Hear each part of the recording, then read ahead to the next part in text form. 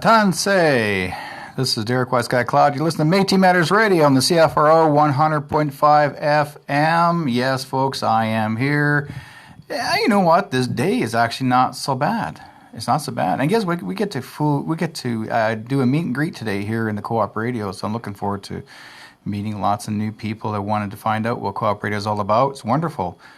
Because we're a multitask station. We're in the co-op in this. We're not part of that industry. We're a cooperative community, so we like to welcome everybody into the station. It doesn't happen very often. It really doesn't, because we do, yes, often, but we don't have the other communities, like say other radio stations that do that for others. They don't say, "Come on in and see what we do." It's more like you have to be invited.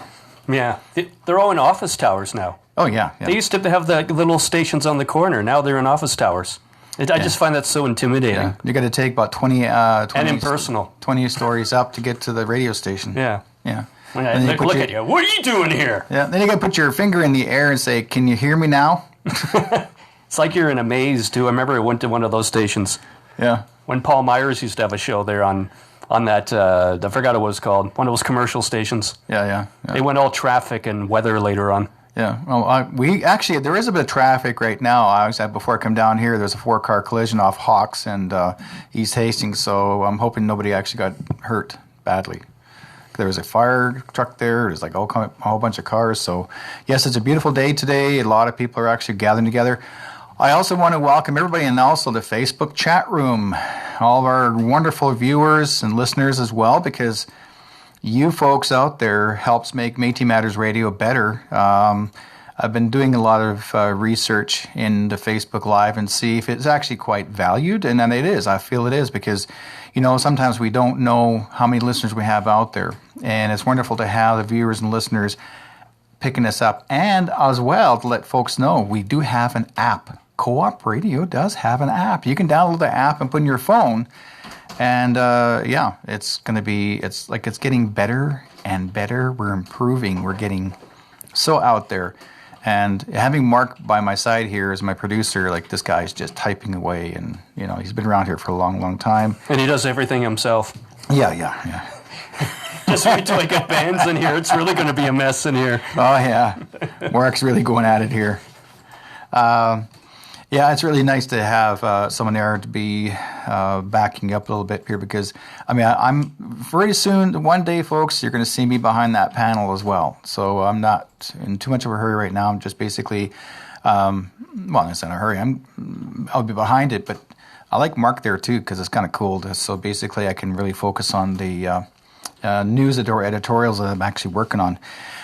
We got some really great things happening coming up this coming Sunday, and that's September 30th, and the BC Métis Federation is actually putting on the annual general meeting and election that will be held on Sunday, and it starts at 8 a.m., folks. So it's followed by the Métis dinner and cultural celebration, and that's actually at 6:30 to 9 p.m. The Michif Historical and Culture Preservation Society, which is the Métis Museum, will be there set up as well. We'll have our museum in the background so people can actually do meet and greet with us as well. We're actually looking forward to it, be part of it, because we actually are reaching out to a lot of people. To let you know, the location will be in Burnaby, and it's off Lochdale Hall. I'm not sure how to say it. It's actually spelled Lochdale. D-A-L-E, that's right, Hall. And the address is 490 Sperling Avenue. If you want to contact the BC Métis Federation for further information, you're more than welcome to. The opening fiddle music will be Renee Theron, and we're also going to have First Nations Protocol Welcome. And let's see, opening prayer, the usual, as usual. There's going to be a lot of things happening and talking about what's been going on in the community for this whole past year. It has been busy for all of us because the BC Métis Federation has been working with me, alongside with me. We've done, I would say, this year and last year was one of the most busiest years for the BC Métis Federation, because we've been getting so involved in so many international festivals. Well, you have about 80 to 150,000 visitors in a lot of these festivals, and I'm telling you, it's phenomenal. And the people that respond to us, they're absolutely they love it. They love what we do, sharing Métis history, talking about so many things that we do. And also, they'll be, with the BC Métis Federation, they'll be talking about different subjects. And let's see, what are we talking about? What subjects? Ministry of Indigenous Relations, Reconciliation Project. We talked about, that was last week. And I find it important that, here's what I basically talked about last week. Actually, when I interviewed Keith regarding the leadership and project team members attended the 4th Reconciliation Project meeting in Surrey this past weekend. The weekend before, I should say. And they've actually been to a few other locations, including I think Clearwater's coming up in October, the 6th. So anybody that's in that region, this is what this is all about. The BC Métis Federation once again arranged the Métis culture and shared information about the Reconciliation Project launched in partnership between the BC Métis Federation and the Province of British Columbia's Ministry of Indigenous Relations and Reconciliation, the MIRR. Now, that was their 4th, and basically the agenda was also including discussions about the new employment and procurement plans being implemented by the BC Métis Federation. Keith Henry, president, and it was a successful community meeting. So many things, and even like Quinn Pickering, he rocked it. Like he was jigging there. He also had a guitar and he sang there. JJ LaValle was there. He rocked it by playing with also our vice president, Joe Desjardins. So, he played guitar. It was good. We had a lot of great people that showed up. And also we had quite a few new people, new elders, that even joined us for the meeting. And what I would like to share with you folks, the interview that I actually had with these ladies, and the USB that I've given to Mark, we'll start that up, folks. So these are 4 ladies that I've interviewed. They were part of the ministry, and these are the things that we are expecting, we're hoping to have, that was what our community needs. And here's that interview. Actually, taught one of my Okay. What we're going to actually discuss is a little bit of roundtable. I have, folks, I have 5 ladies in the room, and these are wonderful people that have been working in the Métis community for such a long time. And I'd like you to introduce yourself and where you're from. Hi, I'm Jeanette LeQueer from Dawson Creek. I'm Suzanne Thamaidis from Surrey. I'm Fredericia Janice LeCure from Surrey. I'm Diane Mons from Surrey. I'm Lily Brodowski from Vancouver. And are all you ladies Métis? Yes. That's what's important. They're all Métis. Oh my God, I should have said that. Oh, why? You got it? So sorry. What, you say no? Oh no, I haven't. Oh, good. You all agreed. Okay. So what we're going to be doing, I want to discuss a little bit of a round table, because these are ladies that have had a lot of years' experience in the community, Métis community. And I'm sure all of you actually worked at the place called Métis Family Services. And some had not. One of them actually in this room has not, or 2 of them actually has not. Have you worked at Métis Family Services? No. Okay. So 3 out of 5 worked at Métis Family Services by some means. So this young lady here to my left, where do you work, my dear? I work in Dawson Creek. And what is the job that you do there? I do family counseling and court advocacy. Okay, so what does that job consist of? I work with, I do alcohol and drug counseling. I do work a high-risk pregnancy program for moms that are substance misusing, and the Aboriginal representation for our area for Métis and Aboriginal individuals. What type of program do you think that it needs to improve in the work itself, do you think? Probably alcohol and drug, because we don't have enough resources in the north. Okay. It would be nice if we had a treatment center, a detox center, and collaboration of other resources in the community. Have you ever dealt with people still coming to your center or needing help as often, or is it lesser than? Sorry, could you repeat that? Have there been a lot more people coming to you for help in the center itself? Like basically, say, family services or elder services? Yes. And what kind of program is available for them in that one? They do counseling, resources gathering, sharing circles. We have 14 employees where I work, so we do from mental, physical, emotional, and spiritual well-being. Okay. Do you think there's more work that needs to be done in that area? I'd like to say no, but of course there's work, never-ending work every day. That's right. Yeah.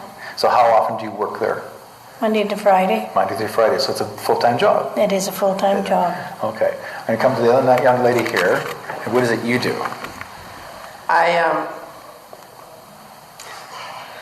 I'm actually just living right now in my van, and I think that there should be more things available for Métis families, like housing and schooling, education, things for the children as well as for seniors. Okay. And I am not really knowing what else to say. That's fine. Suzanne?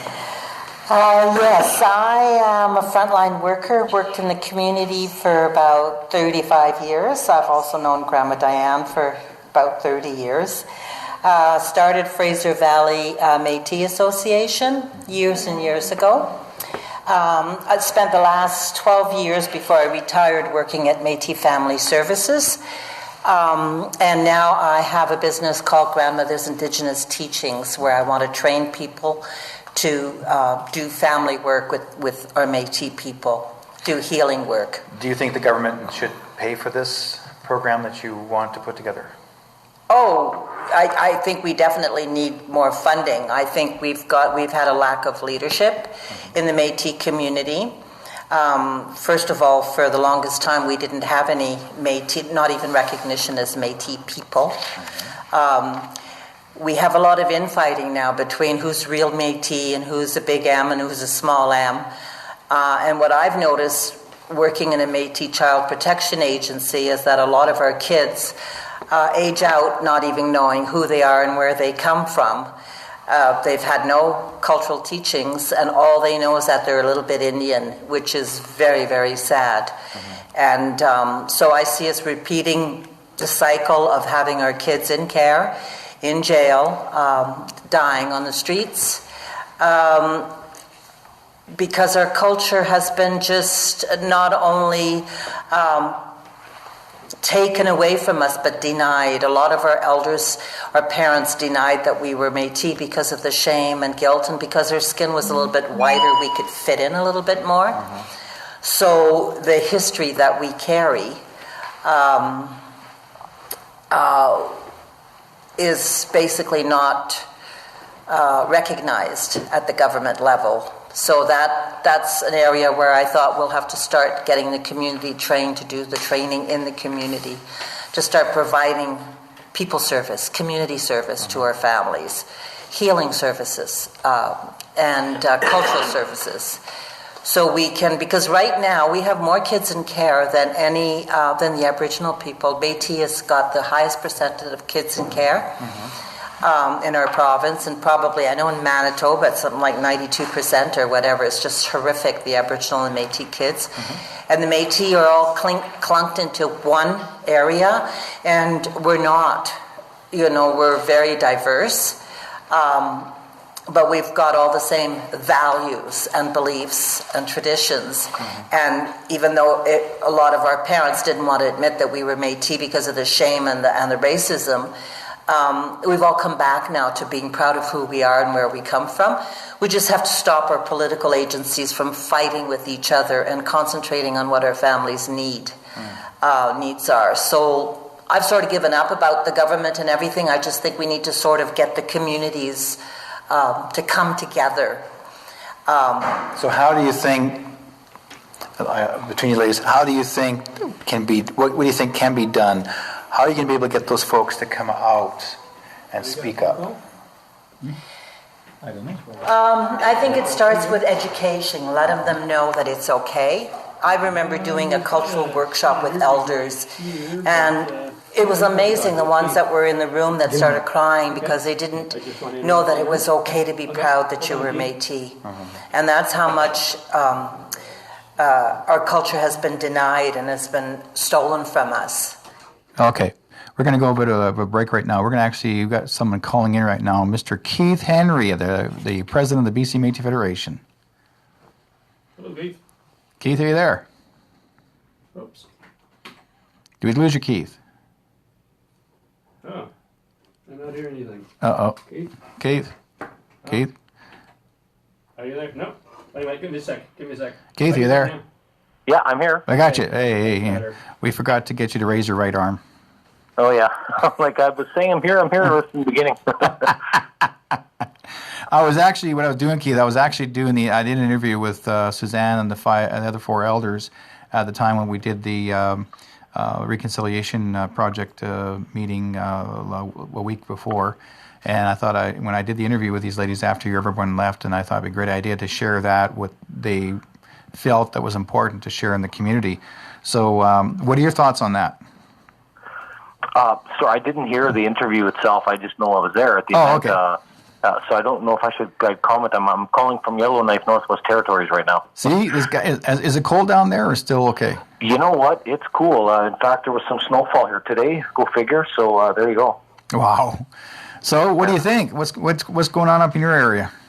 Well, I mean, I'm here for tourism, but I mean, I just wanted to call in today. We had, I don't know if just a reminder, we invite listeners to join us this Sunday. It's our 7th annual general meeting for the BC Métis Federation, and you know, it's open to the public. I'm sure you've talked about it, or maybe not, but I just wanted to make sure that I did. Folks know register. Like, it opens at 8 a.m. It's in Burnaby at the Lockdale Hall, and the address is on our website at bcmétis.com, right on the front page, and so we're excited about that. And you know, we've released our annual report today, and so people know what's gone on the last year, and it's a big part of this, as well as the board of director elections. Members are invited to run for possibly up to 14 positions on our provincial board. So certainly welcome members to show up and run for one of the positions. Are you going to stay for president? I am. I definitely am going to run. I mean, I've been involved in this, helped incubate it, and started in 2011, and I fully intend to run again as president, and hopefully I've got the support of the membership. It'll be up to the members to decide. Good. No, well, you know, you've done great so far, Keith. I mean, there's nothing that we can say, any complaints against you, so I think it's going to be really good. You know, you're not a Donald Trump, so you're good. Oh my God! Yeah, don't compare me to that guy. I just watched or Hillary Clinton, for that matter. An hour and 20-minute interview I did in the States after the UN sort of work he chaired, and it's almost kind of comical. Like, I can't even help watching it. It's just like watching a train wreck live. So it's incredible. So please don't compare me to him. Yeah, it's crazy. Yeah. So no, I just really wanted to just to call in. I didn't mean to interrupt your interview. No, you're doing great. You're doing fine. Yeah. Well, I wasn't sure if you could be around because I know Sherry was saying that you're up there in the cold weather, and okay, you know, wasn't sure if you could be able to call in, but it's nice to hear from you. When you and I last week, we did talked about the reconciliation project. And since then, okay, it's been a week now. Yep. Since we had that meeting, have there any more people actually have responded back, or what their thoughts were since that? Yeah, we've had quite a few surveys. I mean, obviously people spoke individually at the meeting, but what we were looking for, and it's on our website, the Reconciliation Project, it's a survey, it's 41 questions, and it addresses a number of issues. And I know you played our interview from last week previously, but we've had lots of responses via the survey. It's the best way to do it because then all we're doing is just sort of compiling all the responses of members and, you know, Métis people at large that want to be part of this. And we're going to be releasing an interim sort of results at the annual general meeting on Sunday, just of the surveys we've got so far. but we expect to continue the survey process till about mid-October. So we just want people to know how are members actually answering so far. We've now had 5 meetings of 6 that we'd scheduled. We were just in Kelowna last Friday, and I just want to reach out and say thank you to the members that attended. It actually turned out to be quite a nice evening with lots of good dialogue and discussion. So I guess, sorry for the long answer, but the bottom line is we've had lots of responses, and we had really good discussions in Kelowna as recently as this past Friday. Good. Were there a lot of people there to respond, or what are their thoughts on that? Well, I wouldn't say a lot. I'd say there was about 20 people there. We were hoping for a bit more. We had 32 confirmed attending. So, it's tough getting people out on a Friday night and, and Friday is tough. Stuff. You're not doing it Saturday. Like mostly, Saturday am I free? Friday, I'm not sure. Well, what had happened, too, is we ended up in a location where it was a community hall where one of the local Métis leaders in the community there, Greg, had advised, this is where we kind of have some of our stuff, but then they did some road construction, so I think it impacted a few people. But you know what? Okay. Regardless, I'm happy. We had, I always say to people, it's not easy getting people to community meetings unless you're paying big honorariums or something, which we're not. But 20 people showed up. We had some culture. We got a good survey response, really good discussion. We had people actually that drove from Merritt, from Kamloops to attend. So that tells me a lot. That they came on their own dime, and that tells me a lot of how important that was to those people. Yeah, I'm glad to know that they decided to come and support. So, everyone was curious. And Cindy's actually in the chat room here at Facebook chat room. She said there'll be a meeting in Clearwater on Saturday, October the 6th at the Elks Hall. Again, another reconciliation projects. So we're going to have that meeting. Yeah, I really am looking forward to Cindy's meeting. I hope Cindy knows that I'm not going to be there. I'm actually... of the hats I wear, I apologize, but I've been to most of them now, all of them, except for that one. But I know Cindy will do a great job with Sherry and the team. I'm excited. I know they always get a great turnout at Clearwater, so it'll be interesting to hear what the people of Clearwater respond in the survey. But I'll be in New Zealand from the 5th to the 14th. I've been invited by the Government of Canada in a major sort of trade mission. And it's involving not just tourism, but a number of economic sectors. But I'll be attending with Minister Baines and another Canadian minister. But quite work in Indigenous tourism is certainly taking a lot of effort right now. On the 30th, I know it's on your on the day of an AGM, but.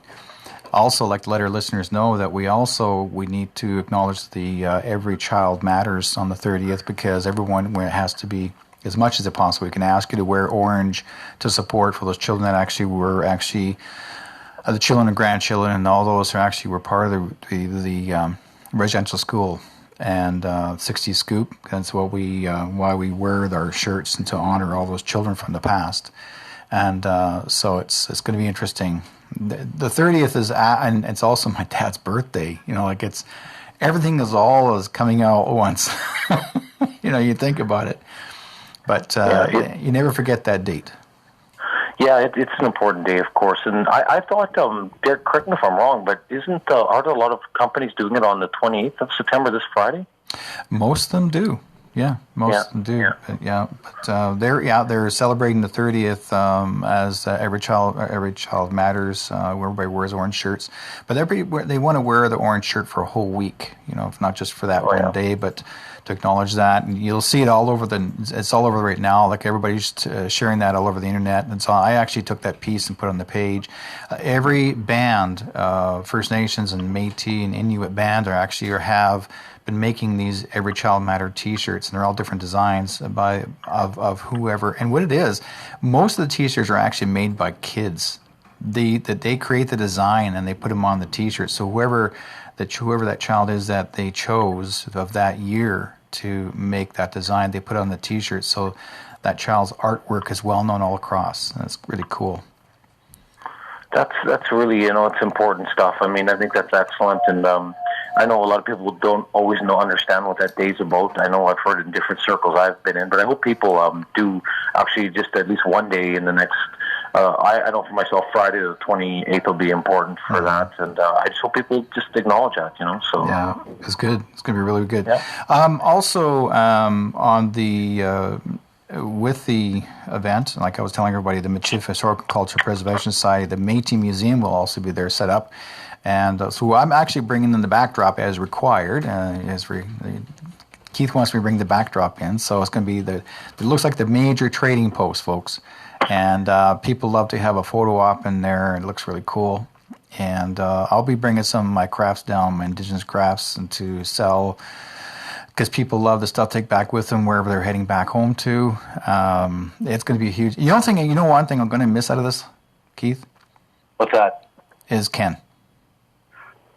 Yeah, in fact, we're going to honor Ken, his memory at the stage when he passed away, this last year. And we've talked about that part of this radio show especially, and we're going to show this tribute video one more time for members that weren't able to join us at the celebration of life. Yeah. Yeah, that's one thing that's going to be helpful.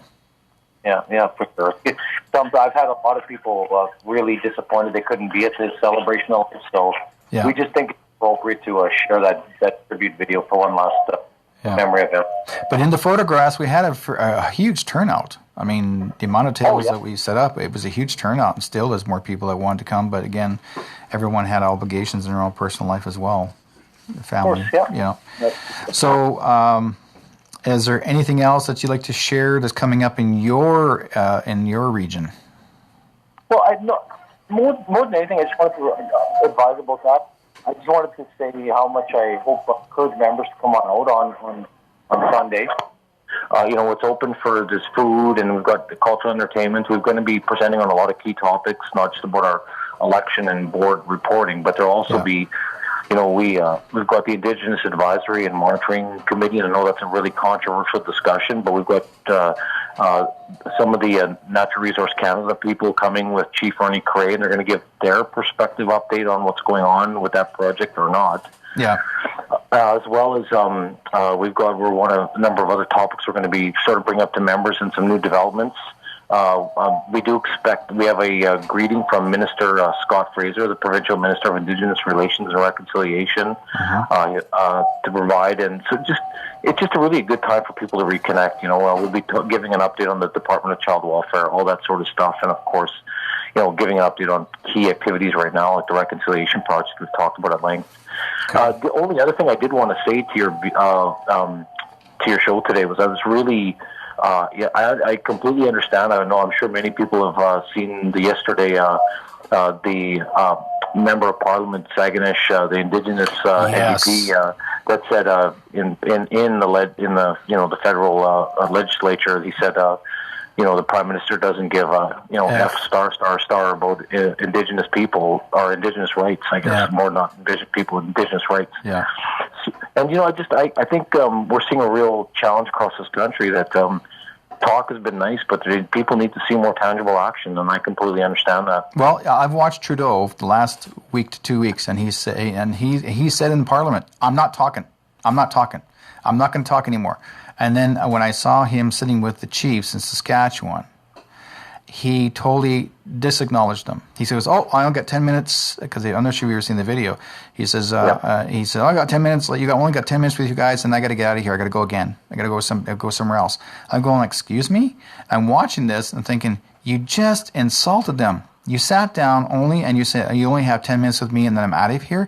These men travel from all across Canada to meet in Saskatchewan, and he turned around and said, I'm too busy. I got to go. Yeah, that's an insult to itself. Yeah. I mean, he really didn't realize he was being videotaped or something, because I don't know why he would have thought that was an appropriate approach. I mean, it just really was inappropriate from so many levels. But more than beyond the politics of that stuff, what I think I'm disappointed about is there just doesn't seem to be really tangible solutions coming out. Like we've gone through a controversial murder of the missing Indigenous women's process. I don't think many families are happy with the outcome of that so far. No. It's still a bit unclear where that's going. We're still seeing, when people analyzed how much the courts spent fighting, claims by residential school survivors, it was more than what they've actually given up to many families and a big part of the process. And the actions don't back up, and there's no real solutions, and we don't hear anything new. And I saw the one, with the exception this week, we saw the Manitoba Métis Federation sign some $154 million multi-year deal with the government of Canada. And that's great for the Manitoba Métis Federation. But why is it seeing this government only cares about that organization? What about the rest of the Métis in this country? Yeah. Do we not count? Well, I mean, like, for example, they got something going on in Winnipeg. They're getting the money in Winnipeg, but what happened as far as that, but what happened to the rest of all of us? Well, and this is the thing I'm talking about. I'm happy to see Métis stuff. I'm not really a fan of the Manitoba Métis Federation. I think any of your listeners have heard me before will know that. But what I do acknowledge is I think that when we see positive support for any Métis organizations or programs, in spite of my political differences personally, I think that's a good thing. Mm-hmm. The problem is, what happens to the rest of the Métis in this country? Is that the mean that the government satisfied how they're dealing with us through one organization? We're not members of the organization. Uh-huh. Anyway, my point is, I think this particular member of Parliament, he apologized in French after the fact. I listened to how he apologized, and I mean, I just want to see better outcomes. I mean, we all want a government that responds in a positive way, and I just right now feel there's a lot of unrest and a lot of frustration about what's not been done, despite all the years of promises that things would be different. So, yeah. Yeah, it happens. We got, everybody's frustrated right now. We're still, I've been watching a few other people on the Facebook page that are chiefs, and they're responding back to some of the comments, what Trudeau had said, and a few others, and going like, oh crap, this is going to be, no matter what, it's politics every day, Keith. And we talk about wanting to celebrate the summer, but for some reason the fall turns into politics. Yeah, that's right. I mean, at the end of the day, I just want to get the Federation with our partner organizations and with the work we do to support culture, help our kids feel proud of who they are, reconnect families through services if necessary, deal with social issues when we have to deal. Like, we just have no advocacy, and yes, there's lots of other organizations that allegedly look out for us. But then why is it that our members still see higher levels of unemployment, higher levels of children in care, higher levels of health issues, and there's no effort that I can see that's addressing that. And so I am hoping that the reconciliation outcomes and the project and the analysis we're doing on that will continue to lead us down that road. And I mean, we have made some progress, I guess, to that end, but that's more government relationship stuff. It's not really going to bring a difference down to the members for some time, and that's what I worry about. It's just a lot of red tape and relationship stuff that's about photo ops more than it is about actually helping our people, and I'm not okay with that. No, and it'll keep on going, and we're just going to have to keep on speaking up and let the people know what's going on.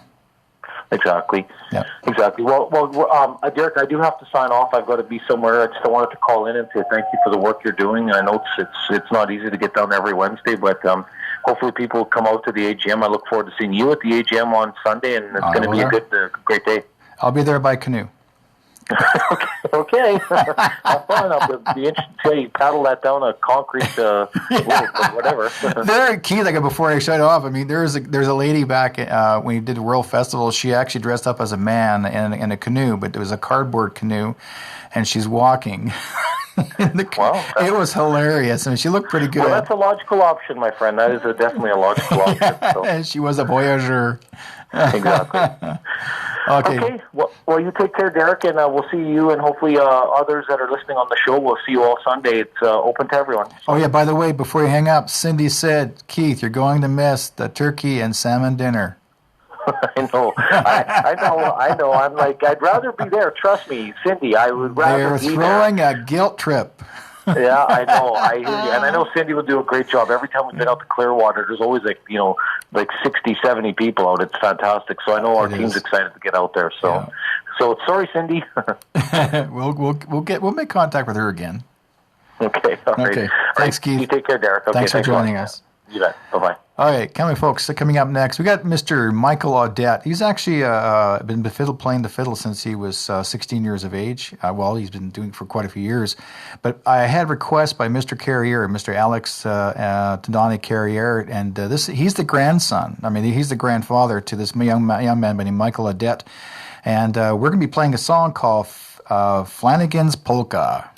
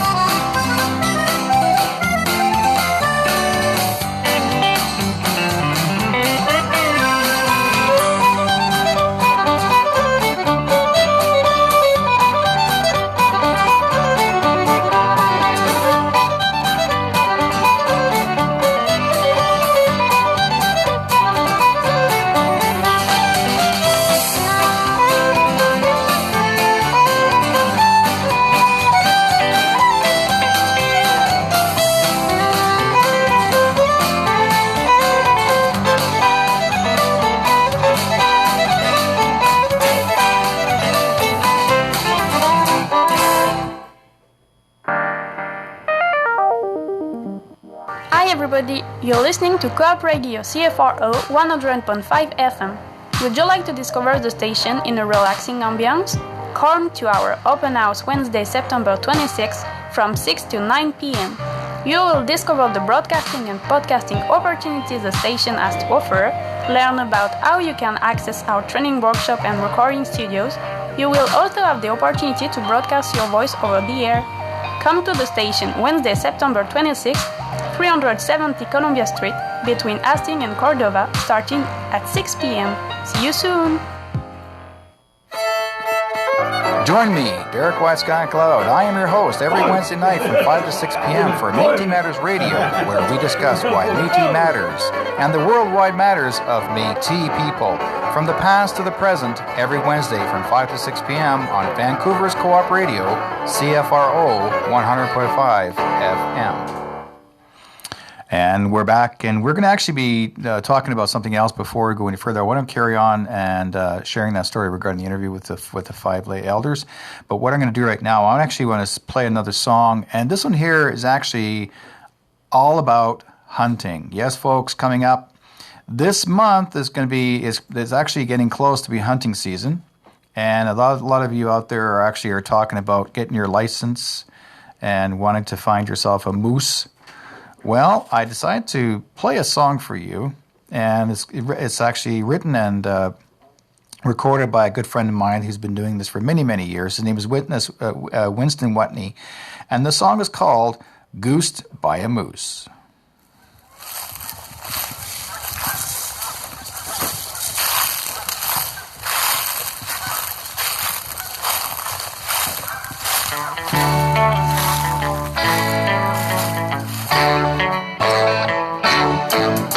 was hunting for moose one bright morn. When I tried out my moose calling horn, well, I gave just one short blast, and the moose charged out so fast that I soon wished I'd never been born. I was goosed by a moose in the spruce. Well, I ran, but it wasn't no use. Now I know that love is blind. When he charged me from behind, I was goosed by a moose in the spruce. Well, I tripped as I ran for the trees, and I fell on my hands and my knees. He went wham, he went bam, he said, whoops, sorry, Sam. I was goosed by a moose in the spruce. So if you go out hunting next fall, don't try giving those bull moose a call. For those moose will just grieve you. They'll love you and leave you, and you'll end up with no moose at all.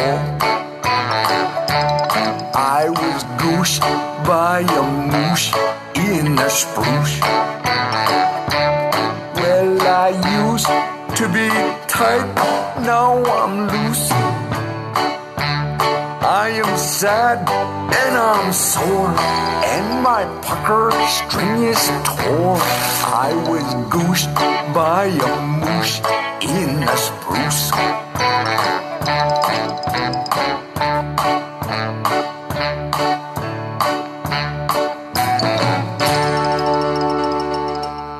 Yeah, goosed by a moose in the spruce, and I don't want to even think about it. That's gotta hurt. He's got some really cool songs to play. I mean, this is phenomenal. Like, I've always enjoyed Winston's music. So we're going to carry on. We'll talk about the elders, and we'll get Mark to see if he can bring it on. We can keep on playing that. So basically, this is all to do with the reconciliation, and at the time, we're talking about what does a Métis community need when you're working with the children and the services.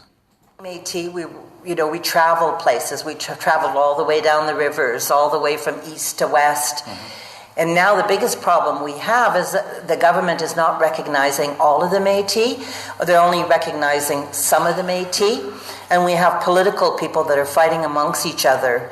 And with the way it's going now, unless we all get on one page, will continue to be the majority of kids in care, of kids dying on the street, in jail, suicides, just a big hole that's been formed there because we weren't recognized as Métis people. Mm-hmm. And I think what we need is education, and I think we need more grassroots program. Mm-hmm. I think that we've been studied to death. We can't even agree among each other who's Métis and who's not and whatever. Yet, we can go back to the first Métis people in the 1600s, the 1700s, and the culture hasn't changed. It's only the leadership that's changed, because everybody wants the funding, everybody wants whatever. But it's 2018, going to be 2019, and nobody's ever done anything for our kids. None of those leaders, none of those governments. So I don't know where the answer is. Maybe the government can tell me that. Diane, when I'm going to ask you this question here. When you started off working in the Métis community from the very beginning, how much do you think has changed that has either improved or become worsened? Well, there's some things that have improved, but it's like taking 4 steps backwards and not many steps forwards. Politically, amongst the Métis political people, not wanting to share their funding with each other, it kind of puts a real damper in the Métis community. because a lot of the community that are Métis really don't know what programs are available to them. The Aboriginal support workers in the schools. My thing is Langley's got a really good, strong support group for Métis and Aboriginal. They're just starting in Mission and Abbotsford and in Chilliwack to be able to get good, strong Métis organizations, which is really neat to be able to help the people know a little bit about their own culture and their heritage. I work with a lot of young people. Suzanne and I worked with a lot of families that were in crisis. And we had a personal healing and traditional parenting program at Métis. We did absolutely fantastic work with a lot of these people through the ministries. The funding was cut severely back so that we could hardly even have a program. And that was sad because a lot of people got a lot of benefit from it. A lot of the young people, like Suzanne was saying, that are aging out, they don't know about what jobs are available for them, what kind of funding they can have. Once they've aged 19, some of them have to leave their foster homes. They don't have homes to go into.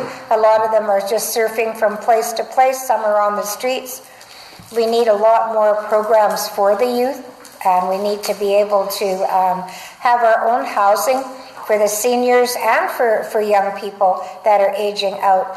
We have a lot of children that Homeless. Yeah, that are absolutely homeless, but we've got elders that are homeless, living on the streets almost. There's actually talk of that the government's actually talking about actually changing the age limit from, it used to be 24, then it went from 19, now they're talking about bringing it back to 18, even 17, aging out. What are your thoughts of that?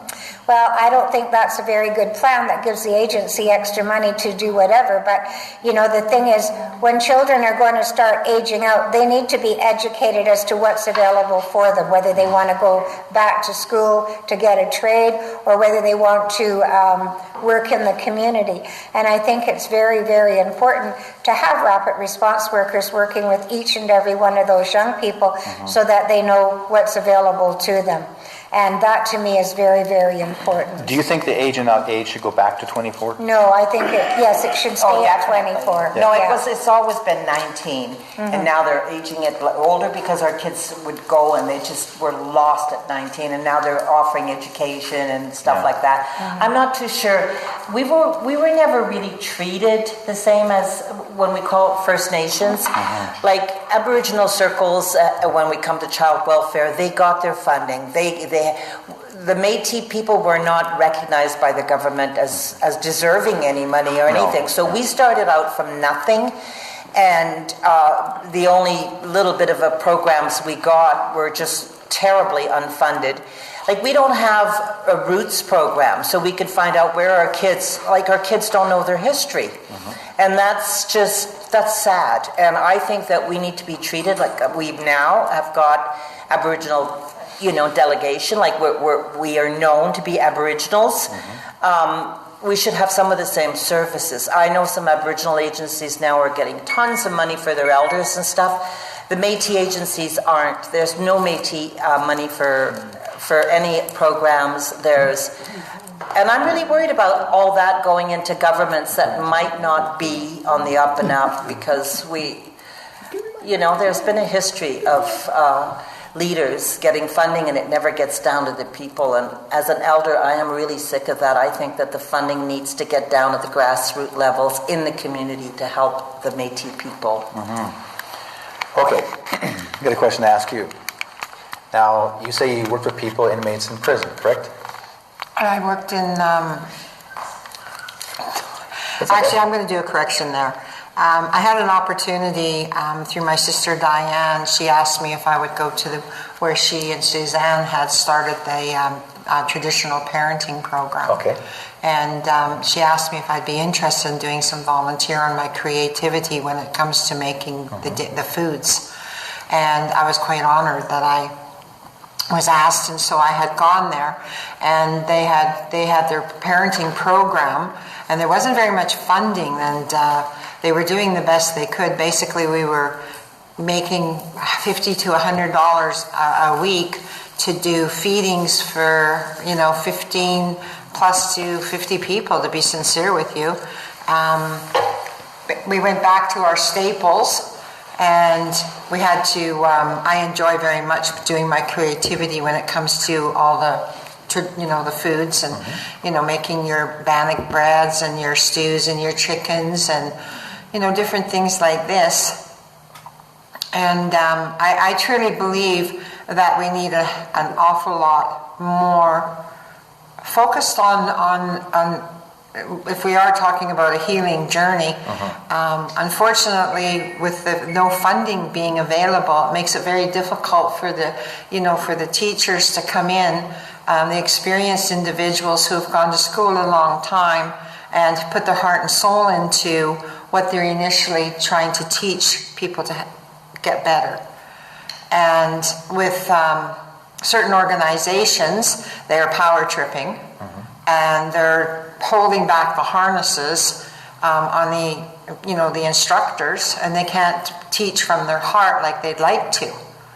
And with the traditional values in any person that's fallen from a tree and broken all their limbs, we need to furnace the fuel.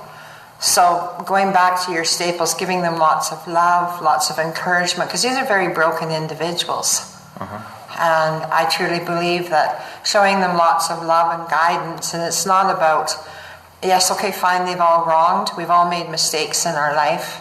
It's part of our journey.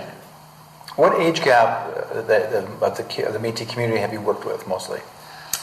Oh my goodness, from youth to all ages, from the children, because it's a parenting program, and from the parenting program there's the parents, their sisters, their brothers, their aunties, their uncles, their mothers, their fathers, their social workers, their instructors.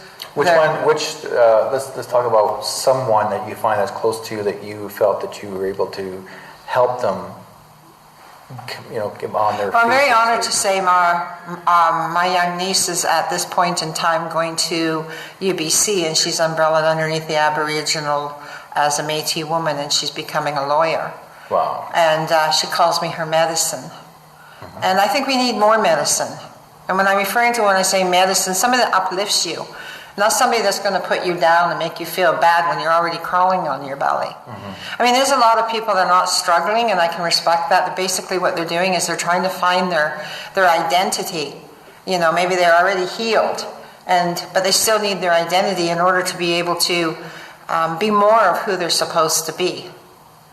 And it's difficult sometimes when the government steps in and say, oh, you need this, you need that, you need that. Oh, you're not this person, you're not that person. And it's really sad because when we're born, we're given a birth certificate. It doesn't make any difference where or what color or what race we are, what world we're from. We're all given a birth certificate. We're all given a SIN number. And I think it's important for us to be, as human beings in a community, to work together in order to mend hearts. Okay. There's a lot there for that interview, and it's really really appreciative of working and be able to, I was so honored to be able to interview these 5 ladies. And there's still more. We're talking about, we're sharing that wisdom from them and what they feel is important. So we're going to end up making this happen. That's okay. We're going to end up, we'll just run it through from the bottom, slide in that song. But folks, this is the Maple Sugar and Rubber Dolly by Darren LaValle.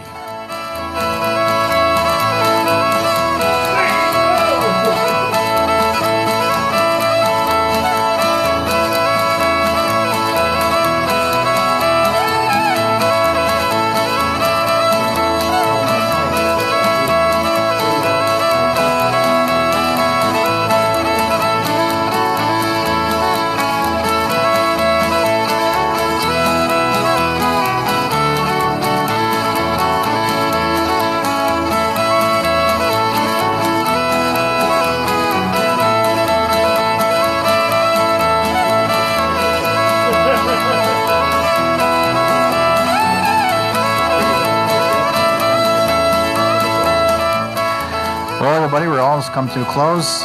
You listen to Métis Matters Radio. Thank you for listening and watching us on Facebook Live. Guys, we'll talk to you next week. Take care. Merci.